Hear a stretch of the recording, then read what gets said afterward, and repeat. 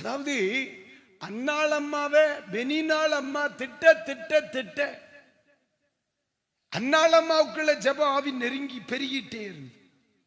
அப்படிதானே? முதல்ல ஒரு மாதிரி முறைச்சு முறைச்சு பார்த்தாங்க, அப்ப அரை மணி நேரம் ஜெபம் பண்ணாங்க. முறைச்சு முறைச்சு முணுமுணுத்து பேசினாங்க, அப்ப 1 மணி நேரம் ஜெபம் பண்ணாங்க. நேரடியாவே தப்பா பேசினாங்க, 2 மணி நேரம் ஜெபம் பண்ணாங்க. கொடுத்த சாப்பாட்டுல மண்ணள்ளி போட்டாங்க, 6 மணி நேரம் ஜெபம் பண்ணாங்க. அப்ப பிரச்சனை கூட கூட கிருபை கூடிச்சு. உன்னி பிரச்சனை நெருங்கி வரணும், இல்லைன்னா நம்ம நெருங்கி போகணும். எது வசதி? அது உங்க கையில தான் இருக்கு. நீங்க நீங்களா தேவ சமூகத்தில் நெருங்கி வரலன்னா பக்கத்து வீட்டுக்காரிட்ட லைட்டா சொல்லுவார், அவள்கிட்ட கொஞ்சம் நெருங்கி போகணும், நீ ஆட்டோமேட்டிக்கா அபிஷேகம் பெற்றிருக்க. அல்லேலூயா.